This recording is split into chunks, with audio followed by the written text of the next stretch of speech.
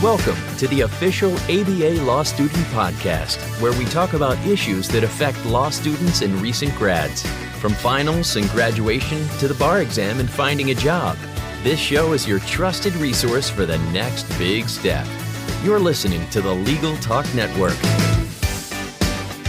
Hello and welcome to another edition of the ABA Law Student Podcast. I'm Meg Steenberg, a 3L at Syracuse University College of Law JDI program.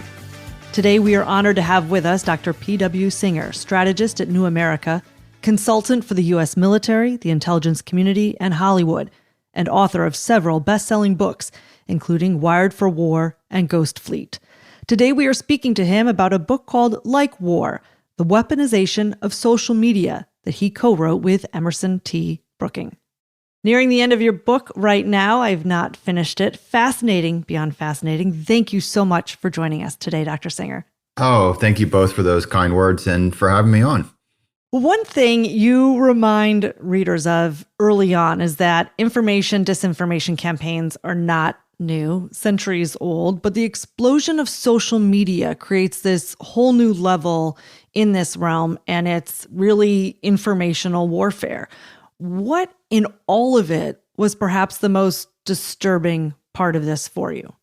Oh, interesting. So the concept of the book is that, as you noted, we've seen information spread in all sorts of different ways, and they've always had an influence on politics, on war, pop culture, you name it.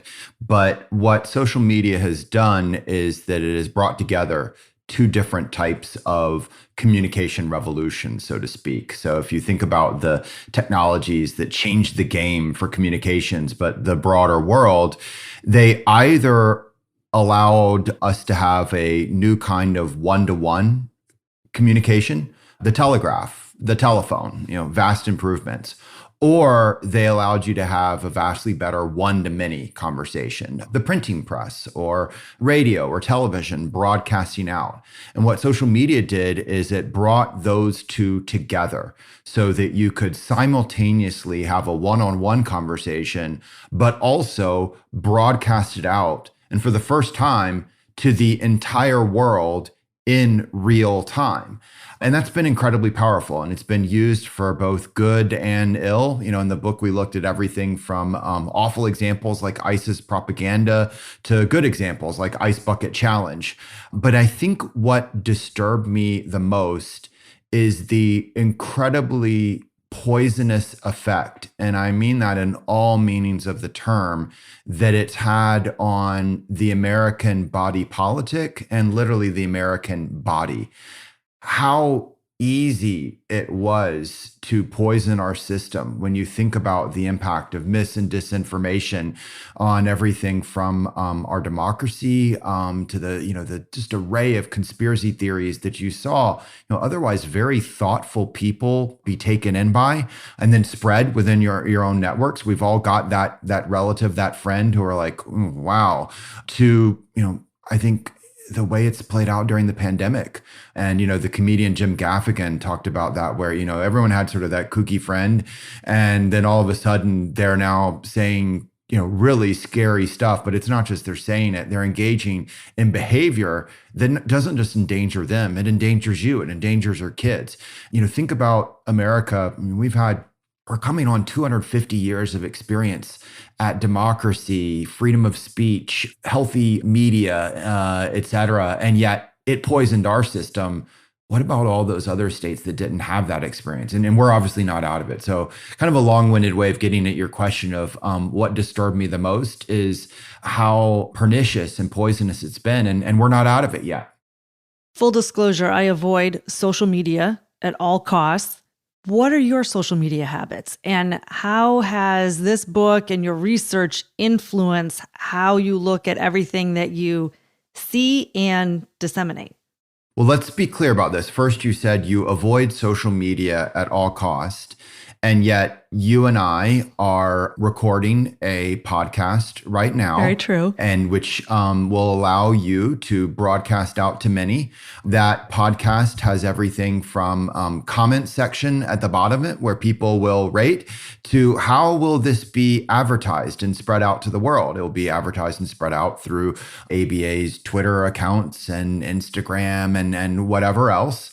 I'm guessing that when you decide to go to a restaurant, you might look at Yelp for ratings, not just what the restaurant critic at the newspaper said, but what other people said. Or maybe you utilize some kind of navigation aid in driving to work or on a trip, or when you're planning what hotel to reserve to. My guess is you might go on to LinkedIn to let people know about your career and or find jobs for it. My point is, we're actually all on social media unless you really, really are saying, you know what, I don't use the internet. But there's a second point that's really powerful, and it shows the effect of this. There was a survey done of professional journalists. So the way it was old school, whether it was a newspaper reporter, a producer for not a podcast, but a radio talk show, a cable news host.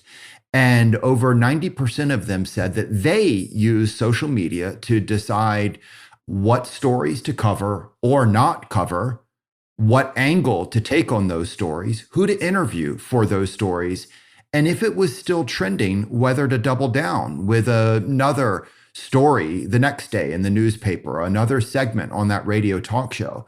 So the point of it was, even if you're not on social media, which, as we know, a lot of people are, even if you're going old school and say, I only read the newspaper, the physical version that comes to me, or I only listen to the radio, you're actually still shaped by it. In fact, you might be shaped by it more by not having that awareness. And so the point is, for the attacker, if they can hack social media, so to speak, if they can drive their ideas viral, which we call like war, they can not just hack social media, they can hack radio, newspaper, television. So incredibly powerful. Okay, so then you said, what about my habits? I'm like the doctor that's saying, don't smoke, and then you might find me hiding in the alleyway smoking myself. So I definitely, as anyone, can see online, I've used social media, and I use it for everything from, as I was pointing, to consume, to figure out what restaurants to go to I put out my own articles, to I pop off about everything from my views about sports to politics to pop culture, to I just shared a awful dad joke on Twitter earlier that combined politics and dad jokes. So it was about the truckers protest going around DC, annoying people, related to people talking about, how can we get Putin to stop? And I said, can we not just give the truckers a off ramp? But and so I apologize for that both joke. But the point is, I use social media like everyone else, and my kids will be embarrassed by it, like I will be eventually embarrassed by what they put on social media. Well, you hinted at so much of it, and yes, to be fair, you nailed it. Most of those I am a part of, and so yes, I am a part of social media. But in this web of information, misinformation, disinformation, you point out there's a kid in a Russian factory paid to create like words and then push the Russian messaging or messaging to sow discontent. It doesn't necessarily have to be pro-Russian propaganda or anything. All seemingly as well very innocuous, and liked, pushed by others, 300 accounts to the opinions of 300 million plus voices. How do we distinguish that source of information? So a couple of things here. The first is you put your finger on what we've seen out of Russian information warfare, and they were the masters of it in large part because of first mover advantage. They were the ones early on in this. And second, they were largely pushing on an open door. And so if you look at the activity during the 2016 US election, for example, the numbers are astounding when we pull back and think about it. There were over 3,000 documented Russian sock puppet accounts. That's when there's a real person, like you noted, behind a false front account. There were more than 60,000 Russian bot accounts. That's an algorithm driving overall trends. incredibly effective in shaping conversation online. For example, on Election Day 2016, the sixth most read account was a false front account posing as if it was the Tennessee Republican Party when it was not. It's more about not the raw numbers, but the followers and who they're elevating. So that account, why it was popular, is it was being elevated out by other people with hundreds of accounts to retired Lieutenant General Michael Flynn, turned convicted felon, turned pardoned, turned QAnon conspiracy theorist. He has hundreds of thousands of followers. And during this period of time, he elevated at least 25 of these different Russian information warfare accounts. He also elevated over 16 different bizarre conspiracy theories, everything from Pizzagate nonsense to claims that the UN was getting ready to take over the country. The point is it's not about the individual numbers, but how it elevates out. Same thing on ad buys. Facebook reported after the election that 143 million Americans were unknowingly exposed to Russian propaganda on their Facebook accounts. That's half the US population. Now, the point of this is that a lot of that activity was possible back in 2016 because it was sort of a laissez-faire attitude from the operators of these platforms. It's a very different situation right now. The low-hanging fruit of the bot accounts and some of the sock puppet accounts and the ad buys, things that were possible in 2016, not so possible now. And so, and the platform companies, and this gets to the legal side, belatedly responded out of a combination of fear of regulation, fear of lawsuits, their own customers saying, I don't like what's playing out in this space. They didn't do it like any other company out of the goodness of their heart. They responded to, market and political and legal pressures. So the landscape has changed. And in turn, the Russians changed. In 2016, it was a strategy of injecting falsehood into the American body politic. By 2020, that was not the strategy. It was more about elevating our own extremes. So, QAnon. Russia can't claim that. That's American, baby. We created it. Now, Russia did pour a little kerosene on the fire to help it elevate. But, it was already there on its own. Same thing about some of the things on the far right and far right extremism. Russia also pivoted to hiring people not within Russia, but in other nations as workarounds, Latin America, Africa, basically people doing very cheap contract work as these sock puppets, including also as a way of injecting into the US. But we're not the only target of this. A study out of Australia found that over 30 different democracies have been targeted in this way. One of them was Ukraine back in 2014. Now, what's been interesting, and this points to your second question, is, okay, how do we react to that? How do we get ahead of that? And we've seen learning, we've seen response to it. We've seen changes, not just on what the platform companies allow or not, but how governments can respond, how corporations, how individuals can respond. And like everything, whether it's cybersecurity or public health, there's no one silver bullet solution. You need a response from all of these different actors. And it's not about eliminating the problem. It's about driving risks down. And so we can see on the government strategy side a vast difference between how the US, the presidential administrations handled it in 2016 or throughout the Trump years. Basically, in 2016, the Obama White House was sort of taken aback by this, not even ready for it. During the Trump years, an administration that had a conflicted relationship with mis and disinformation and fake news, but also had a challenge of running a proper interagency process. It was, it was much more reactive to what the president was tweeting rather than, kind of being very strategic. And I think even if you're the most ardent Republican, you would agree with that. To the way it engaged with allies like a NATO, very different than what we've seen out of the Biden team, confrontational versus coordinated. And so you have that kind of change, but we're still nowhere near where we need to be. If we want to really be top in class as in terms of democracies reacting to this threat, you want to look at what the nations like the Estonias, the Finlands, et cetera, have put into place. Corporate side, again, as I mentioned, very different reactions in 2016, 2018 compared to 2022. A lot of what the corporations have put into place in the last couple of years has been reacting more to the pandemic than the democracy side. But the key takeaway is that there are a whole array of actions that the platform companies said were legally or technically impossible for them to do it. I mean, I literally had, a vice president, one of these companies kind of wag his hand in my face of like, how could you think we could ever do something like this?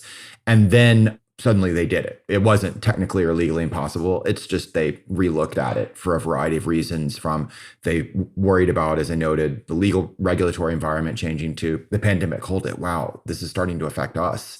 But then you have the final part, which is the individual. And we need to better equip the individual with what you might think of as cyber citizenship skills. What cyber citizenship skills are is recognizing that we're all online, as you and I were talking about. We're all online in some way, shape, or form. Particularly our kids are online. We're shaped by it. If you're a lawyer, whether it's in your own legal practice to the clients that you represent, what plays out online matters. And so because of that, we need better training for it. And cyber citizenship is bringing together three types of skill sets. One is digital literacy, understanding how the space works. It's the ability to distinguish between fact and opinion, to understanding the role of algorithms, how those shape what you see online. When you go on YouTube or when you're on Facebook or Instagram, you're seeing things because of the algorithm. A second skill set, though, is what's known as sort of the citizenship side of it. It's not what you know, it's how you behave. Don't be an internet troll. Think about what you post and how that relates to the friends and family, coworkers in your network. And then there's a third category, which is threat awareness. It's understand, how are people trying to manipulate you online, whether it's Russian information warriors to anti-vaxxers to just a company trying to market to you. And you need all of those skills. If you could have great knowledge of fact versus opinion, but if you don't know how someone's trying to manipulate you, that's not going to be effective. Or you could be very concerned about, I want to be a good actor online, but if you don't know how algorithms work, then you're not going to be effective. We need to teach that. And unfortunately, we don't do a good job of it. And the we need to teach that goes back to the three different actors. How is government supporting the teaching of that in our schools? How are the corporations enabling that?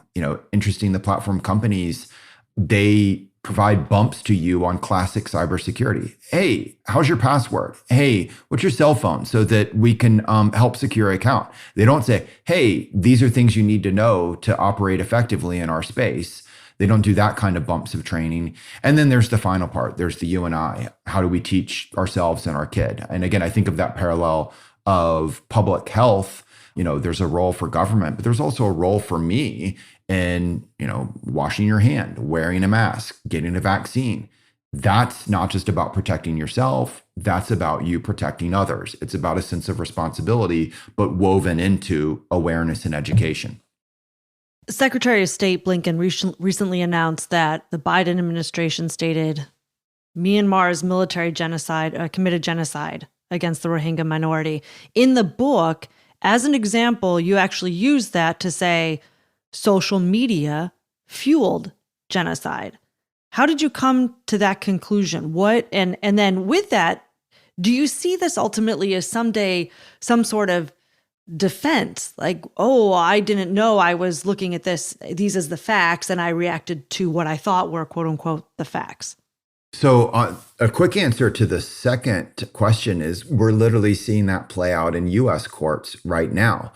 A number of the January 6th defendants have made that kind of excuse, either excusing it as I didn't know, or someone else made me do it. And they've specifically said, the president told me to do it, and so I did it. And we'll see the courts decide that. Peter Singer, I am not a lawyer. I do not play a lawyer on TV, but I'll use that parallel of a parent. When my kid does something wrong, that's self-evidently wrong, them saying, someone else told me, I am like, well, that's fine. We'll figure out accountability for them if we can, but that's not an excuse for you. And particularly when it's very, clear, okay, you beat up a policeman, or you smashed a window, or you went through a broken window, you went into a government facility. I mean, these are known rules, right? So don't give me that BS. But it's playing out in the courts right now in the US, let alone in, another state. To the example of Myanmar, yeah, it was a mass killing that's gone after over 600,000 people that was both motivated and coordinated mostly online in terms of everything from urging the attacks to coordination for it. And that actually is important to understand the different ways that social media platforms are used in different countries. Facebook used to be very proud and talk up how it had essentially replaced much of the traditional media approaches in Myanmar. Government used it for everything from communication to reporting results to in a way that you previously would have used TV or newspaper. Unfortunately, it was also used for ill. Somewhat related to that is that at that time, Facebook, by now its own admission, was not doing enough kind of monitoring in other nations of how its platforms were being used. So simultaneously to it, pushing and extolling, it didn't have enough local language speakers to be able to go, oh, wow, okay, we're seeing calls for genocide here.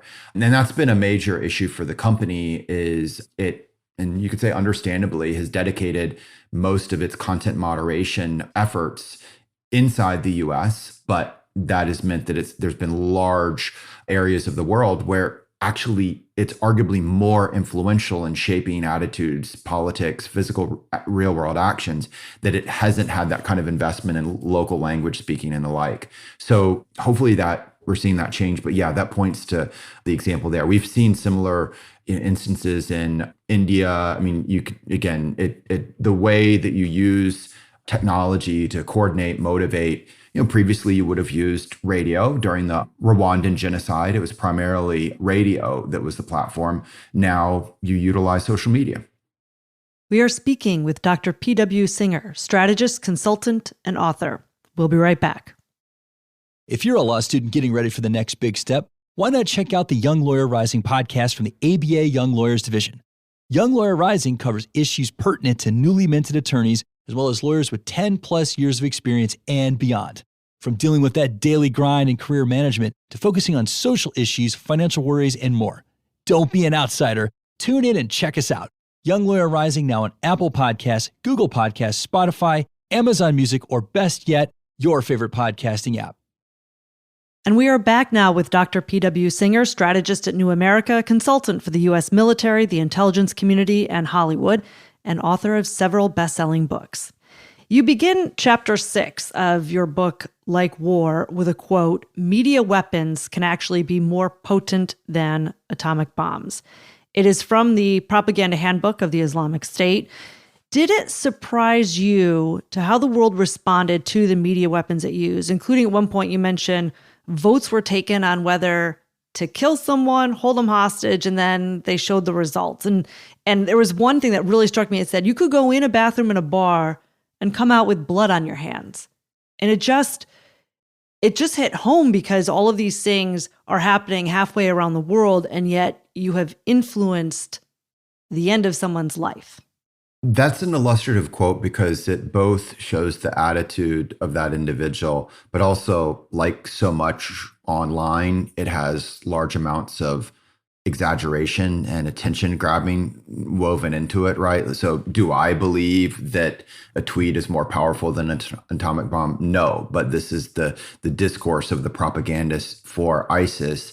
And why he's saying that is not that he would turn down an atomic bomb, but rather he knows the central role that social media played to the literal build out, growth, notoriety, to tactical battlefield operations of that group.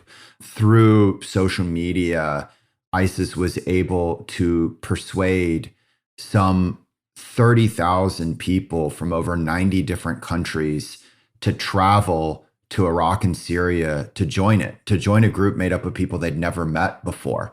It was the direct opposite of how Al-Qaeda operated. Al-Qaeda, the name of it, literally, it's a translation of the term the base, which was a reference to the mountain training camp in Afghanistan, where you had to be known by someone to get into it. And then only if you went through it were you sort of bumped up to the level of, for example, the 9/11 attackers. And the same thing, the flip for social media, besides inducing all these people to come to Iraq and Syria, ISIS is influencing people to conduct their own acts of terrorism everywhere from Paris to Texas. It's also creating a greater fear of terrorism. There's a really interesting factoid that the fear of terrorism among Americans was greater after the kind of emergence and virality of ISIS online than in the literal weeks after 9/11. Think about that as a point of comparison. Weeks after 9/11, we've had 3,000 Americans killed. We don't know what's coming next. And yet polling showed we were more fearful of terrorism after ISIS emerges, at which point it had actually only killed one American civilian. And at that point, no American soldiers. And yet we were more afraid of terrorism. And that, of course, is a win for that group. And then you see the effect of it on our own politics and the like. So it illustrates the power of this space. But what was also notable is what ISIS was doing was not that original. It was just copycatting. And so, for Like War, we've had a very kind of dismal discussion, but we looked at examples that ranged from pop culture to politics, examples that ranged from Iraq and ISIS to Chicago street gangs to one of the interesting ones that brings these two together is how ISIS's top recruiter was copycatting Taylor Swift and the strategies that she utilized to reach the top of her game. And so the lesson, the takeaway from all of this is there's a set of rules that apply across these different actors, across these different locales. And of course, these rules can be utilized for both good and bad purposes. It's just up to us to understand them and either deploy them for our own good and or figure out when someone's up to no good, how they're trying to apply them to us. And so, that's what I think about. And it's sort of, stunning when you look at what, like an ISIS recruiter is doing. You're like, but that's what like a regular teenager is doing. You're like, oh, well, part of it is explainable by the fact that they're coming from this world. The ISIS recruiter was actually a failed rapper. And in that mimicking Taylor Swift, I think you were speaking about in one point in the book, the authenticity and the role of authenticity and being relatable and even pulling cats into the equation to show like, look how relatable I am. Come join ISIS. And yeah, when we looked at whether something went viral, again, whether it was something good or bad, whether it was ice bucket challenge to ISIS propaganda, jokes, remember Pizza Rat, to pernicious disinformation about a war, about a disease, they consistently had these attributes. There's several of them, but one, as was authenticity, and it doesn't actually have to be real authenticity, because everything online, it's often self-consciously presented out there. So it's the combination of, yes, it really is me, but it might be the third or fourth take that you did that selfie, or you got to get the lighting right for that live YouTube hit. So it's live, it really is you. You're not in a studio, but yeah, it's sort of curated. So there's that authenticity, there's that relatability, there's the humanization effect.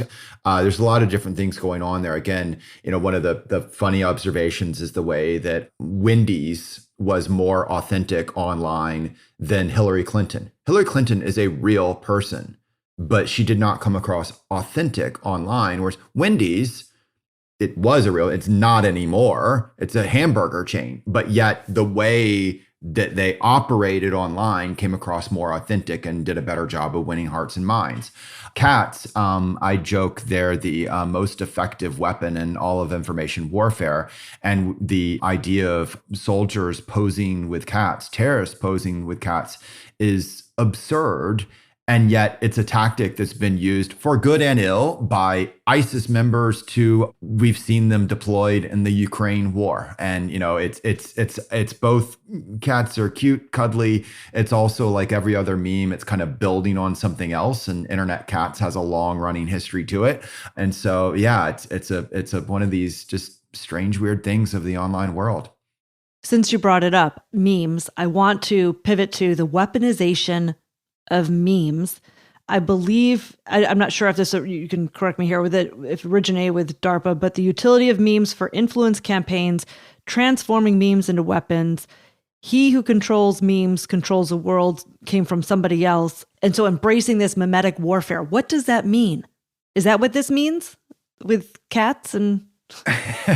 So that one was a really interesting. What you're pulling from is it was a report. This is the challenge of writing books. You're like trying to go back and remember that footnote reference. But if I recall it correctly, yes, that was a report related to, how can we weaponize memes and the idea of memetic warfare with, the idea that if how do you drive ideas viral is one of the most effective means to do so. And memes work by building on past understandings, past cultural sort of touchstones, but then you take it in a new direction.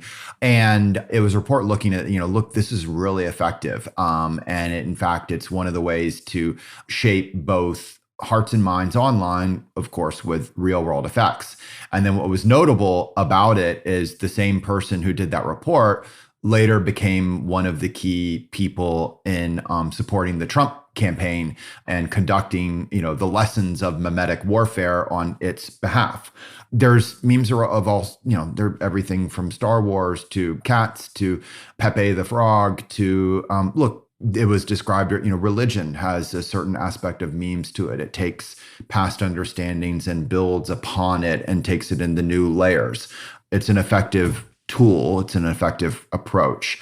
We need to be very, very careful here, though, just like if we're thinking about a lawsuit or battlefield behavior. Let's not over exaggerate it. Let's not say, it's only the meme that will win out. No, you have to still have your day in court. You have to still operate on the battlefield. But if you ignore this space, you will not do well at it, because the information space is what shapes all of these other actions. So if we use Ukraine as an example, the information side is what has kept the Ukrainian public and body politic together when Putin's goal from the very start was to fracture it and rapidly collapse it. It was also important to keeping the wider world on the side of Ukraine and providing everything from the literally tens of thousands of anti-tank and anti-aircraft weapons that are keeping Ukraine in the fight and causing such physical pain to the Russian army. It's also why we're seeing on the geopolitical and geoeconomic side the massive sanctions from governments, but also corporations joining in as well, which of course is causing the economic and financial pain within Russia, which is what is most likely to shape Putin's decision-making, not just merely, I lost soldiers. I mean, I don't know Vladimir Putin, but my guess is he's probably not too heartbroken by a Russian soldier dying, but he is worried about the collapse of the Russian economy and what that means for his own political rule. And so the information fight matters, and we've seen, for Russia, if you've lost Switzerland's putting sanctions on you, or oil and gas companies are joining in or pulling out, when Halliburton's saying, you know what, this is just too much for us, we're out. That means you've lost the information fight, and that has real consequences, right? Or on the military side, we saw Germany go from saying, you know what, we're not going to give military aid. At most, we're going to give 500 helmets to Ukraine. I'm not making that number up. That was their original plan. Mm-hmm. And then the online world, including their own body politic, says, no, this is not. And Germany, within a matter of days, pivots and says, remember when we said we were going to give 500 helmets to Ukraine, not going to matter that much? We're going to give hundreds of Panzerfaust, which are anti-tank rockets. And so the point of what I'm getting at is this matters. In the same way that if you're a lawyer, you can say, well, none of this matters. I live in the realm of law. Well, it matters in shaping everything from what juries and judges believe I've spoken to gatherings of state attorney generals and state judges who are deeply concerned about the effect of this on their rulings and whether they are respected or not, concerns about what it means for law, to how you are thinking about your own law firm and whether people come to you, whether they trust you. That's all shaped by the online world. So it doesn't mean it's the only thing. It's how it all wraps together. And you're moving into my next question in this Russia's war with Ukraine and like war hitting the battlefields and influencing this war. We've also seen AI come to this in terms of emulating speech, stitching together the images and videos. We saw Russia try to do it with President Zelensky in fake announcements. You say this line is only going to get more and more blurred. Where is this all heading? That's a great question.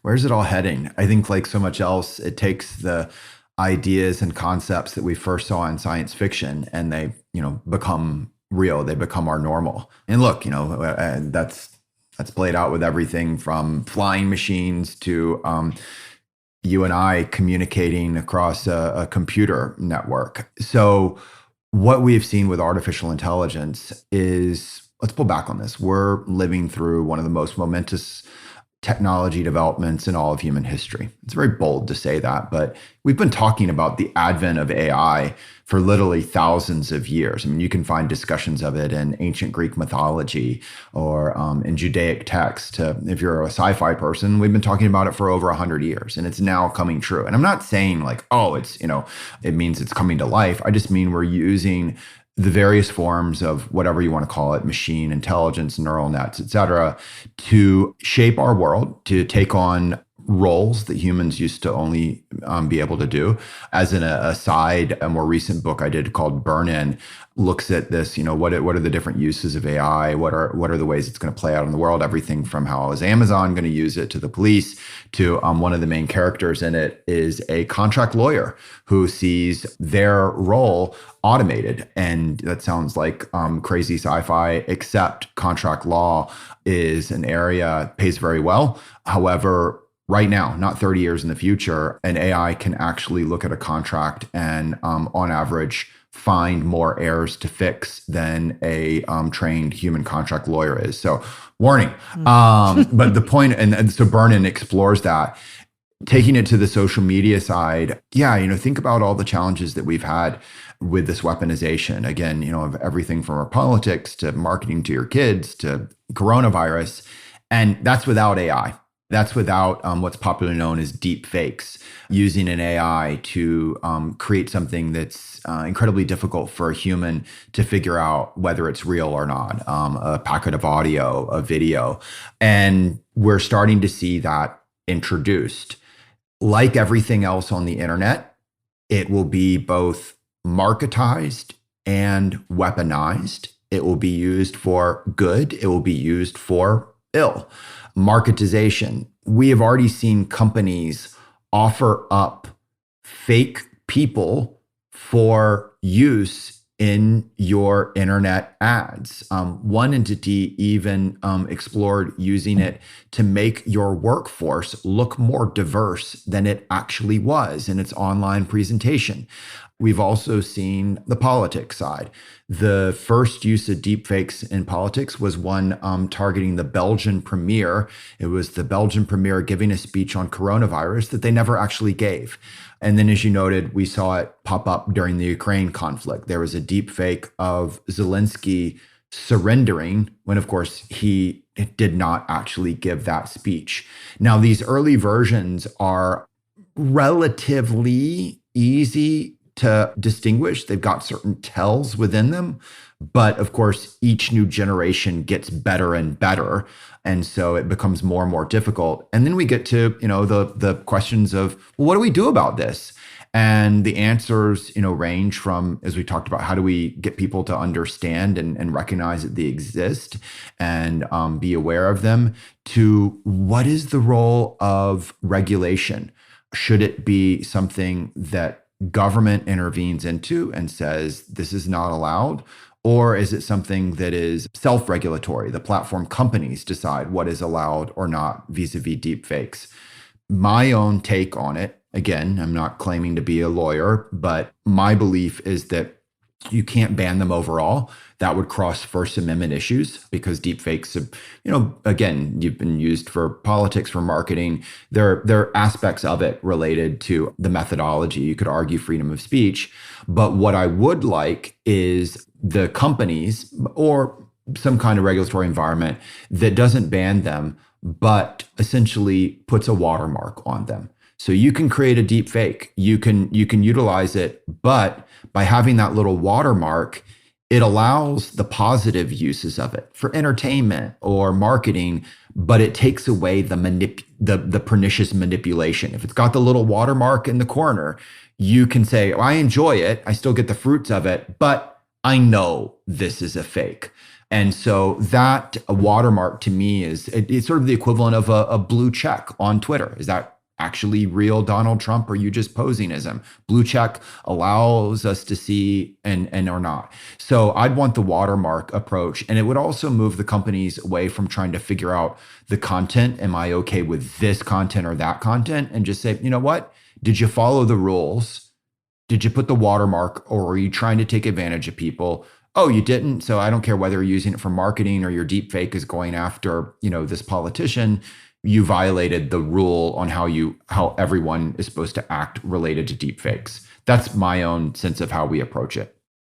From your perspective, and I appreciate this will be my last question because you've just been so gracious with your time, but I want to conclude by asking, what is your advice for law students? As they're heading out, I mean, anyone can listen to this, but from that perspective, from your perspective and speaking to law students, what would you say in this context? So I think it goes back to those layers of activity and our own role within them. So there's the role of government. And many of the folks listening to this are going to go into government, or they will be shaping the laws that government, follows and implements to their role as a citizen.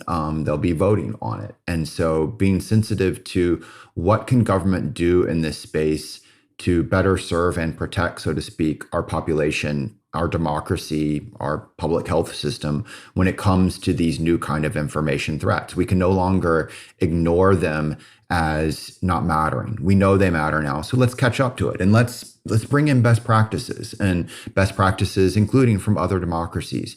So constantly being willing to learn and implement on the governmental side. On the corporate side, many people will be working for corporations or representing them and or customers to them. And much of the ills of this space came out of a combination of a attitude that was, well, our product can only be for the good. We're good people. And oh, by the way, us making profit and expanding the product to the world could only be for the good. Facebook, for example, used to have a commercial that was, the more you connect, the better it gets.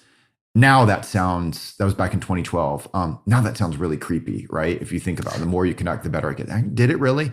But it's not just about that attitudinal. It's about getting ahead of problems. Much of the problems for the companies have been when they waited for the bad thing to happen and they only responded after the fact. It's known as red teaming, or we use an approach called useful fiction. Basically, you, in a realistic way, explore scenarios of what might happen. So take the example of live video broadcast via your social media.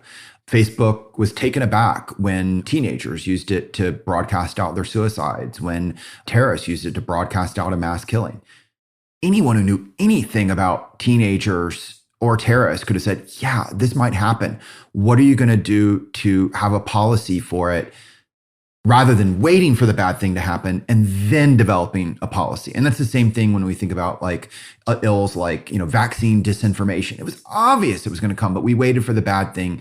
So as a company, as someone who advises companies, how do you help them understand the difference between doing good and doing well, making a profit, which is doing well? It's what businesses, it's what they're designed to do, but doing good, which is the moral side. They don't always perfectly align. That's just the nature of the beast. And then second, how can you aid them to get ahead of problems through visualizations rather than waiting for it? And then the final aspect is us. us as individuals. What is our role and responsibility in the role in who we are? We're citizens, we're consumers, we're that at Peter W. Singer on Twitter, or whatever your handle is. That's who you are. You're also potentially a parent, you're a family member. So how are you individually seeking to educate yourself and seeking to be a responsible actor online? Because we end the book on the idea that you are now what you share, and what you share actually shows who you truly are. By that meaning, the online world looks at you and the real world looks at you by how you portray yourself online. But how you portray yourself online actually reveals a lot about you and your own. I don't just mean like where you live and your politics, but like who you truly are. If you're an internet troll, it shows me something about you. If you're sharing anti-vaxxer conspiracy theory, it shows me something about who you truly are. And so having that sense of awareness and ethic is something we all need to take into our lives, because we're responsible not just for ourselves, but everyone else that's in our network. Dr. P.W. Singer, strategist at New America, consultant for the U.S. military, the intelligence community, and Hollywood, author of several best-selling books. Thank you for joining us. And thank you for listening. I hope you enjoyed this episode of the Law Student Podcast. I'd like to invite you to subscribe to the ABA Law Student Podcast on Apple Podcasts. You can also reach us on Facebook at ABA for Law Students and on Twitter at ABALSD. That's it for now. I'm Meg Steenberg. Thank you for listening. If you'd like more information about what you've heard today, please visit LegalTalkNetwork.com. Subscribe via iTunes and RSS. Find us on Twitter and Facebook, or download our free Legal Talk Network app in Google Play and iTunes. Remember, U.S. law students at ABA accredited schools can join the ABA for free. Join now at americanbar.org/law student. The views expressed by the participants of this program are their own and do not represent the views of, nor are they endorsed by, Legal Talk Network, its officers, directors, employees, agents, representatives, shareholders, and subsidiaries. None of the content should be considered legal advice. As always, consult a lawyer.